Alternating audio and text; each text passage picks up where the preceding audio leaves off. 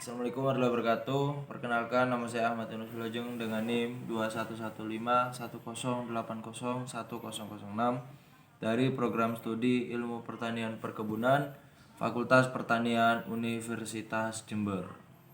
Pada materi pertama ini menjelaskan mengenai pengenalan sifat komoditas kopi, alat-alat pengelolaan kopi, dan analisis mutu kopi. Oke, yang pertama mengenai sifat komoditas kopi. Kopi yang siap dipanen setelah 2,5 tahun sampai 3 tahun, ya dimana pemanenan ini dilakukan dengan cara manual atau dipetik, yang dilakukan berulang dalam beberapa putaran petik, menunggu buah kopi berwarna merah penuh. Oke, kemudian pemetikan buah kopi ini berwarna merah dilakukan secara satu persatu pada masing-masing dompolan buah kopi yang ada di pohon.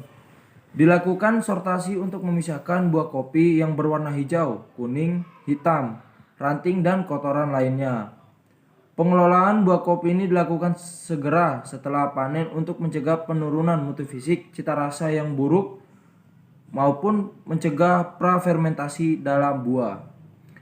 Di dalam pengelolaan kopi, terdapat 3 metode utama untuk mengelola kopi. Yang pertama ada natural atau yang disebut juga dengan proses kering.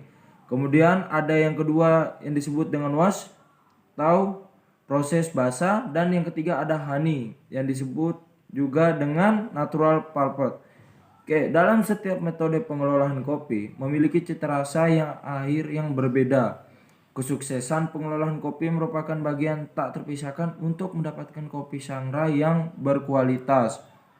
Bahkan jika Anda memiliki kondisi pertumbuhan dan panen yang sempurna, biji yang diproses dengan buruk dapat merusak kualitas sangrai terakhir. Oke, saya akan menjelaskan mengenai ketiga metode utama dalam mengelola kopi. Yang pertama mengenai proses natural. Pada proses natural, ceri kopi dipanen saat mencapai puncak kematangan. Buah tetap berada di biji. Dalam metode pemrosesan ini, setelah panen, ceri kopi disebarkan sebagai lapisan tipis untuk dikeringkan secara alami di bawah sinar matahari. Ceri dibalik secara rutin untuk menghindari fermentasi, pembusukan, atau pencetakan. Setelah ceri benar-benar kering, kulit dan daging buah yang kering dibuang. Para petani kemudian menyimpan green bean untuk diistirahatkan sebelum dijual. Jadi pada proses ini, biji kopi yang sudah dipanen itu dikeringkan dengan menggunakan sinar matahari, dan buah kopi yang selama dikeringkan dibolak-balik benar-benar rata untuk menghindari pembusukan dan fermentasi. Dan kemudian hasil dari buah kopi yang dikeringkan ini diistirahatkan sebelum dijual. Metode pemrosesan alami kopi telah menerima beberapa kritik karena ketidakkonsistenan di dalam rasa akhir yang dihasilkan dari proses ini. Hal ini sering terjadi karena buah mentah yang dikeringkan bersama ceri matang. Namun jika konsistensi dicapai dalam metode ini, rasa yang dihasilkan akan luar biasa. Sangat banyak ahli dan penikmat kopi percaya bahwa metode ini memiliki potensi untuk menciptakan kopi yang paling beraroma. Karena metode ini dilakukan dengan mengeringkan biji di dalam buah. Rasa biji kopi seringkali manis dan seperti buah. Varietas kopi yang diproses secara alami dapat memiliki kejernihan dan rasa manis yang tiada duanya. Proses alami juga membawa keuntungan lingkungan karena tidak menggunakan air bawah tanah untuk proses pengolahan tersebut. Jadi pada proses ini akan menciptakan cita rasa yang sangat nikmat di akhir apabila petani melakukan proses ini secara konsistensi dan dilakukan secara baik dan benar, sehingga menciptakan cita rasa yang baik dan cita rasa yang sangat nikmat untuk dinikmati oleh penikmat kopi yang ada di Indonesia. Oke, yang kedua ada proses wash, yang dimana metode pengelolaan kopi ini memisahkan buah seluruhnya dari biji sebelum dikeringkan, yang dimana buah kopi dipetik matang kemudian dimasukkan ke dalam tangki yang berisi air. Setelah jangka waktu 24 sampai 72 jam di dalam tangki, daging buah siap dikeluarkan. Ceri kopi dikirim melalui mesin yang disebut dengan depulper. Depulper ini menghilangkan sebagian besar kulit dan bagian daging buah. Hal ini terjadi melalui rangkaian saluran air yang mengalir yang mencuci kopi dalam perjalanannya dari depulper ke hopper pengumpul. Setelah biji melewati proses pencucian ini, biji dijemur hingga kering seperti cara alami, yaitu dengan cara menggunakan sinar matahari. Biji dibalik secara teratur dan terus-menerus agar kering secara konsisten dan menghindari jamur atau pembusukan. Biji ini juga dapat dikeringkan secara mekanis, namun sebagian besar petani masih menggunakan metode menggunakan sinar matahari untuk mengeringkan biji kopi tersebut. Metode pengolahan kopi ini berfokus sepenuhnya pada biji, berbeda dengan dua metode pengolahan lainnya. Metode yang satu ini tidak memiliki rasa manis yang berasal dari pengeringan dengan buah yang masih menempel pada biji. Oke, yang ketiga ada proses honey. Yang dimana metode pemrosesan ini pada dasarnya berada di tengah-tengah antara. Saya akan menjelaskan mengenai alat pengolahan kopi. Jadi ada beberapa alat pengolahan kopi. Yang pertama ada alat sortasi kopi manual. Kemudian ada mesin pengupas kulit buah kopi basah yang dimana mempunyai fungsi mengupas kopi yang baru panen. Dan yang ketiga ada mesin pencuci biji kopi yang mempunyai fungsi untuk mencuci kopi yang sudah dikupas untuk menghilangkan lendir yang ada pada buah kopi. Kemudian ada mesin pengering biji kopi yang punya fungsi untuk mengeringkan bahan. Kemudian ada mesin pengupas kulit ari atau cangkang kopi kering, mesin haler kopi yang punya fungsi untuk mengupas kulit ari kopi kering. Kemudian ada mesin sangrai kopi atau mesin roasting kopi yang mempunyai fungsi untuk mengsangrai kopi. Kemudian ada mesin pengayak sortasi biji kopi dan ada mesin penggiling atau pembubuk kopi dan alat Dixmill, dan terakhir ada mesin pengayak bubuk kopi atau alat sortasi bubuk kopi. Kemudian ada mengenai mutu kopi. Mengenai standar nasional mutu kopi diatur di dalam SNI 01-2907-2008 mengenai tentang biji kopi, yang dimana ada beberapa syaratnya, yaitu yang pertama ada syarat untuk umum, kemudian ada syarat mutu khusus kopi robusta pengelolaan kering, kemudian ada syarat mutu khusus kopi robusta pengelolaan basah, syarat mutu khusus kopi arabica, syarat mutu khusus kopi Piberi dan kopi Polimbrio, dan ada syarat pengelolaan mutu kopi robusta dan arabica, dan ada penentuan besarnya nilai cacat biji kopi, prinsip pengujian biji kopi, dan sekian. Terima kasih dari materi pertama. Terima kasih. Baik, di sini saya akan menjelaskan mengenai materi kedua dari mata kuliah pengelolaan panen dan pasca panen. Baik, yang materi kedua ini menjelaskan mengenai pengenalan sifat komoditas kakao, alat-alat pengelolaan kakao, dan analisis mutu kakao. Oke, yang pertama itu kita harus mengetahui mengenai komoditas kakao, yang dimana tanaman kakao mulai berproduksi pada umur 2,5 sampai 3 tahun setelah tanam, yang dimana perolehan produksi buah kakao di tahun pertama biasanya sedikit, namun seiring bertambahnya umur dari tanaman kakao ini, maka produksi buah kakao yang dihasilkan juga akan terus meningkat dan bertambah banyak. Jadi buah kakao dihasilkan melalui proses penyerbukan antara bunga jantan dan bunga betina yang tumbuh menempel pada semua bagian batang tanaman sehingga menghasilkan buah kakao. Buah-buah yang tumbuh pada batang tanaman pokok ini umumnya akan menghasilkan buah yang besar dan berkualitas. Buah kakao yang siap dipanen setelah umur buah mencapai 4-5 bulan sejak terjadinya proses penyerbukan, atau dengan kata lain untuk mendapat buah kakao yang matang dan siap untuk dipetik dibutuhkan kurang lebih sekitar 6 bulan atau setengah tahun dari proses penyerbukan. Nah, teman-teman sekalian, kriteria panen tanaman kakao ditunjukkan oleh munculnya tanda-tanda sebagai berikut. Yang pertama itu kulit buah berubah warna secara sempurna.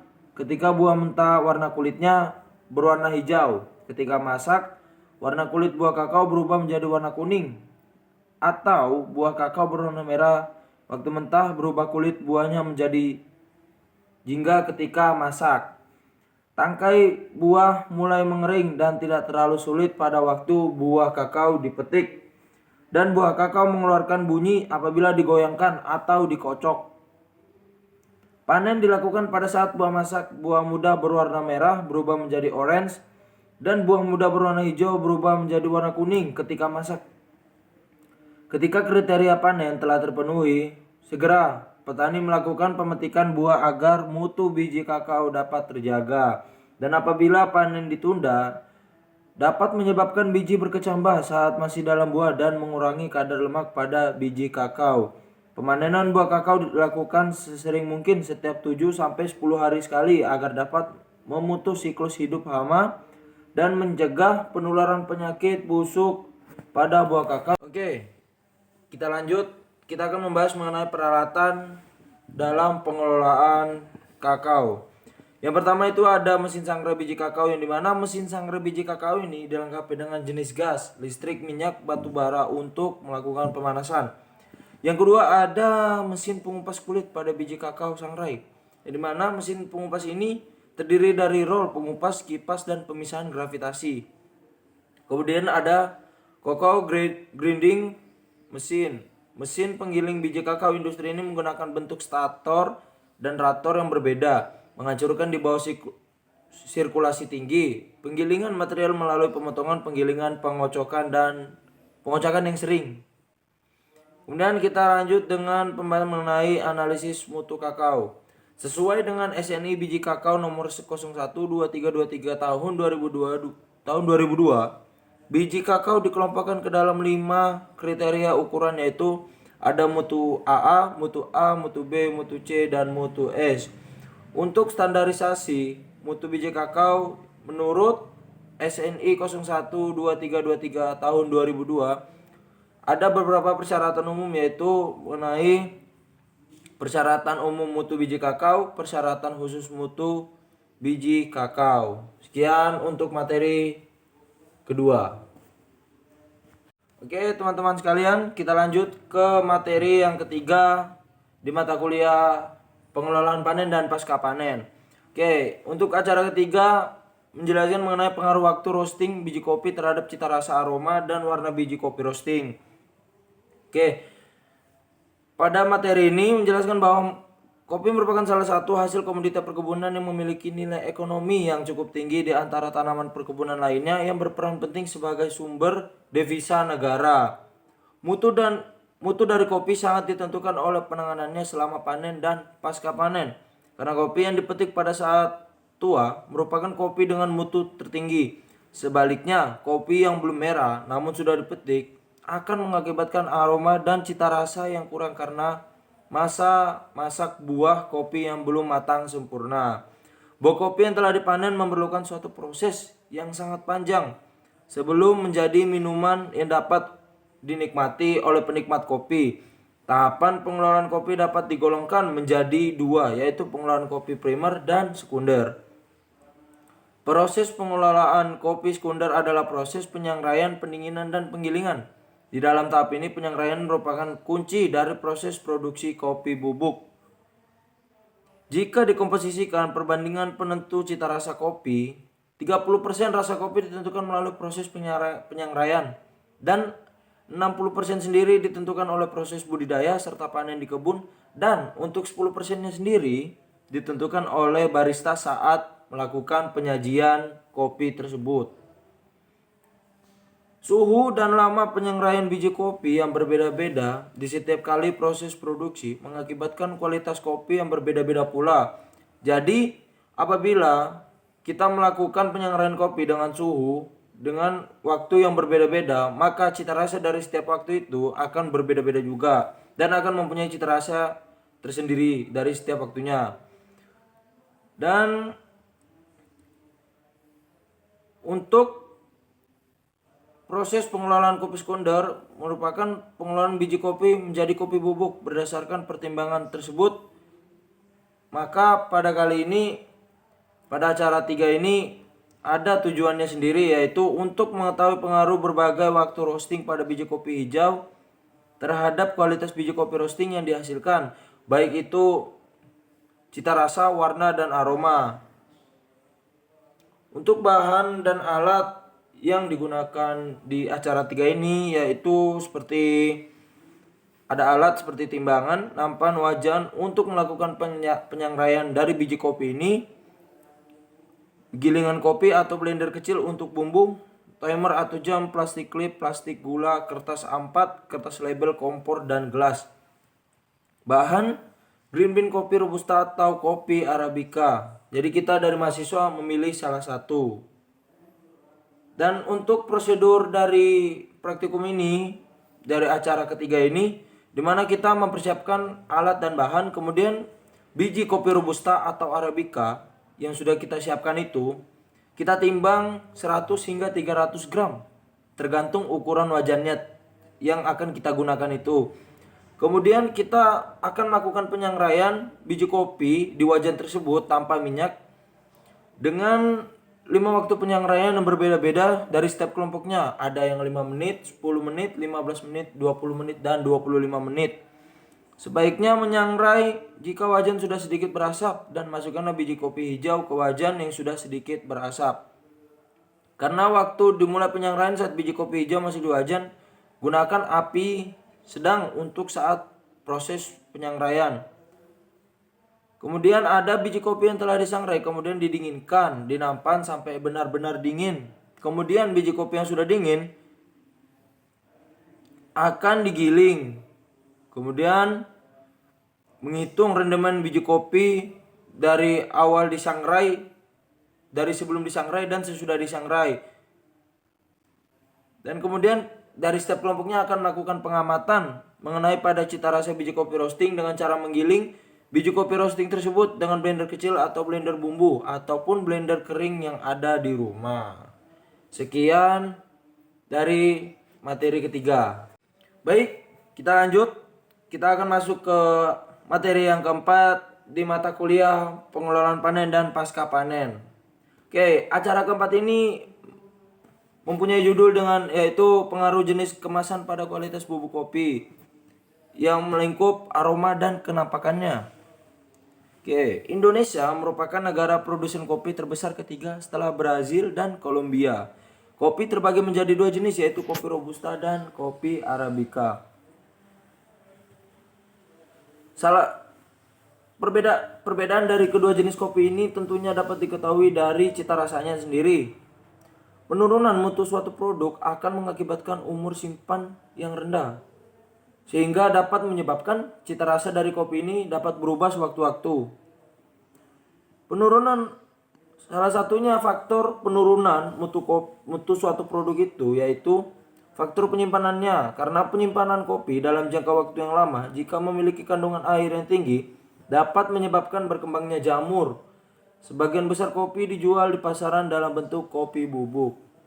Berbagai penelitian telah dilakukan untuk menanggulangi kerusakan mutu akibat penyimpanan yang telah terlalu lama. Salah satunya adalah penggunaan berbagai jenis kemasan, yang dimana kemasan digunakan harus mampu melindungi produk dari absorpsi kelembapan atmosfer yang tidak hanya menyebabkan produk menggumpal, mengeras ataupun memadar, juga mempercepat penurunan dari aroma cita rasa kopi tersebut. Karena seperti kita tahu, kopi sangat sensitif terhadap udara, kelembapan, panas, cahaya, dan bau menyengat. Sehingga produk pangan kering seperti kopi, terutama yang berbentuk bubuk, sangat mudah menyerap kelembapan dari udara sehingga mudah menggumpal dan mudah berjamur. Selain itu, kopi mengandung minyak sehingga bisa tengik jika terkena udara dan panas. Minyak dan kopi paling mudah diamati pada biji kopi yang telah disangrai. Makin lama penyangraian, maka minyak pada biji kopi makin terlihat. Penyimpanan kopi bubuk tidak jauh berbeda dengan biji kopi sangrai. Hanya saja karena sudah berbentuk bubuk, aromanya jadi lebih cepat hilang dan kualitas terbaik dari kopi bubuk adalah beberapa saat setelah penggilingan. Kemudian kita akan menjelaskan mengenai tujuan dari praktikum acara 4, yang dimana kita untuk mengetahui pengaruh berbagai jenis kemasan, baik itu mengenai toples kaca ataupun botol kaca, plastik dan kertas terhadap kualitas bubuk kopi yang disimpan, sehingga dari ketiga kemasan ini kita dapat mengetahui mana kemasan yang paling cocok untuk dari hasil kopi. Kemudian akan dilihat mengenai manakah yang lebih tampak mengenai aroma dan kenapakan bubuk kopinya. Untuk bahan dan alatnya sendiri itu ada alat timbangan seperti nampan, wajan untuk penyampaian biji gilingan kopi, bumbu, timer atau jam, dan berbagai jenis kemasan seperti botol kaca, toples kaca, plastik, dan kertas. Untuk bahannya sendiri yaitu seperti green bean, kopi robusta ataupun kopi arabica. Untuk prosedur praktikumnya, biji kopi robusta atau arabica yang hijau itu ditimbang 100 hingga 300 gram tergantung ukuran wajannya. Kemudian akan dilakukan penyangraian, dan kemudian setelah dilakukan penyangraian, biji kopi disimpan di nampan dan didinginkan hingga benar-benar dingin.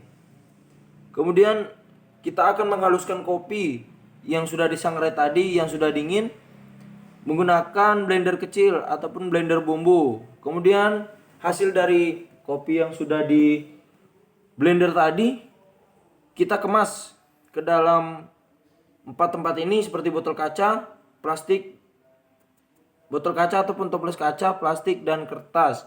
Kemudian kita akan melakukan pengamatan dari kualitas bubuk kopi dilakukan pada mulai dari awal hari pertama dikemas, 15 hari dan 30 hari. Adapun parameter yang akan diamati dari pengamatan ini yaitu kenapakan kopi, apakah kopinya itu menggumpal ataupun tidak, berjamur atau tidak, dan akan mengalami perubahan warna ataupun tidak. Kemudian yang kedua ada aroma kopi saat sebelum diseduh. Diamati aromanya saja, apakah aromanya sangat kuat, sedang ataupun tidak beraroma.